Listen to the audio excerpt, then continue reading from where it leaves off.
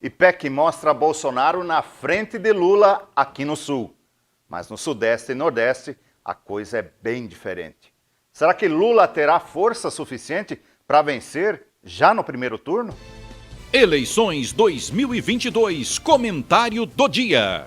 Antes de analisar os números da pesquisa do IPEC de ontem, eu quero convidar você a estar conosco no próximo domingo a partir das 16h45, quando estaremos ao vivo para cobrir e analisar a apuração dos votos desse primeiro turno.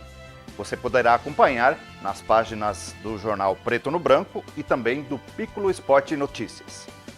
Agora vamos falar da nova pesquisa do IPEC, o antigo Ibope, que saiu ontem no final da tarde. Mas antes, quero te convidar a observar uns dados sobre a distribuição do eleitorado no Brasil. São dados da Justiça Eleitoral, acessíveis a qualquer cidadão no site do TSE. Observe, 42% do eleitorado nacional se concentra na região Sudeste, onde estão os 3 estados mais populosos do Brasil: São Paulo, Minas Gerais e Rio de Janeiro. Observe que quase metade dos eleitores do Brasil estão nessa região. Depois vem o Nordeste, com 27% do eleitorado.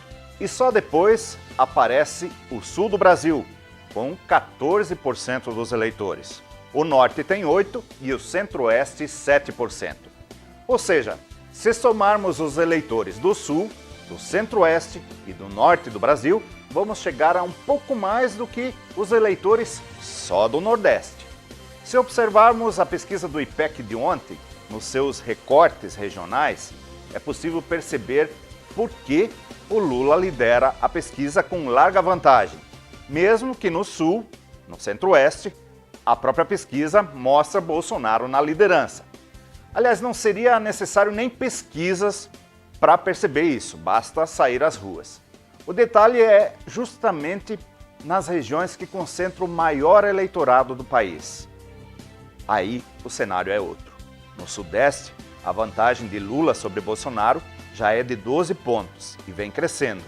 No Nordeste, a vantagem é de surpreendentes 39 pontos percentuais. Isso que caiu em relação à pesquisa anterior. E é essa liderança de Lula no Sudeste e no Nordeste que vem garantindo a sua larga vantagem nas pesquisas tradicionais.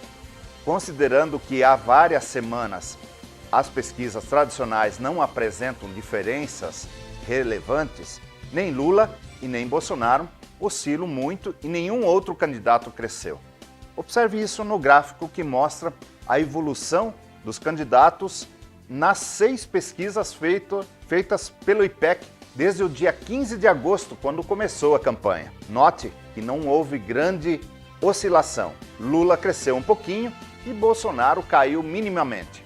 Lá embaixo, sim, a Simone Tebet claramente cresceu e agora ameaça o 3º lugar do Ciro Gomes. Graças, obviamente, ao seu bom desempenho nos 2 debates que aconteceram. Há um outro dado da pesquisa que merece análise.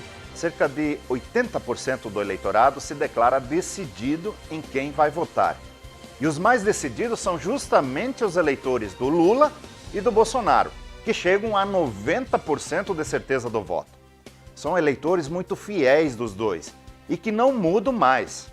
Por isso, somente algo muito intenso pode mudar o fim dessa história. A grande dúvida nesse momento persiste é se Lula terá força para liquidar a fatura já no próximo domingo. Isso só as urnas poderão responder. Agora, o que mais você precisa saber nas eleições 2022? Relator da ação penal do Mensalão, o ex-ministro do Supremo Tribunal Federal, Joaquim Barbosa, gravou um vídeo de apoio à candidatura do ex-presidente Lula. Barbosa, você lembra, foi o algoz do PT no escândalo do Mensalão. A intermediação para que Barbosa fizesse a gravação teve a participação direta do vice da chapa, o Geraldo Alckmin, para quem o vídeo foi encaminhado. Além do apoio a Lula, Barbosa também fez ataques duros ao atual presidente Jair Bolsonaro. O material deve aparecer na propaganda eleitoral no decorrer dessa semana. A 5 dias da votação em primeiro turno, a campanha do ex-presidente Lula não divulgou até o momento um plano detalhado com o programa de governo em eventual volta ao Palácio do Planalto. Ele também não apresentou previsão de que um documento seja apresentado aos eleitores antes do primeiro turno.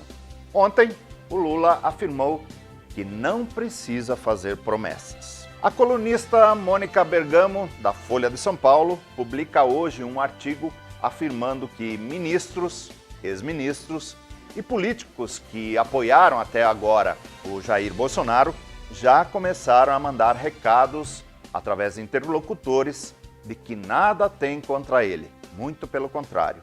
O fenômeno se intensificou especialmente entre aqueles que têm base eleitoral e política na região nordeste do país. O governador de São Paulo, Rodrigo Garcia, do PSDB, cresceu 5 pontos em 3 semanas, segundo o último levantamento da Coaeste, divulgado ontem. Agora o tucano, candidato à reeleição, possui 20% das intenções de voto, empatado tecnicamente com o ex-ministro da Infraestrutura, Tarcísio Freitas, do Republicanos, que possui 21%. Eles devem disputar quem vai para o segundo turno contra o candidato do PT, Fernando Haddad, que segue na liderança com 31% das intenções de voto. A Gazeta do Povo realizou na noite de ontem um debate entre os candidatos ao Senado do Paraná. Em um formato mais livre do que o tradicional, os concorrentes elevaram o tom das discussões. Álvaro Dias, que aparece na liderança das pesquisas, não compareceu e foi criticado por isso pelos adversários ao longo do debate. De olho no voto dos bolsonaristas do Paraná, Paulo Martins e Sérgio Moro travaram os debates mais quentes do encontro. Hoje à noite é a vez da RPC promover um debate entre 4 candidatos ao governo do Paraná. Vai ser após a exibição da novela Pantanal. Participarão os candidatos Ratinho Júnior, do PSD, Roberto Requião, do PT, Ricardo Gomide, do PDT e professora Ângela, do PSOL. Bom, gente, hoje eu fico por aqui. Volto amanhã com mais um comentário político. Até lá!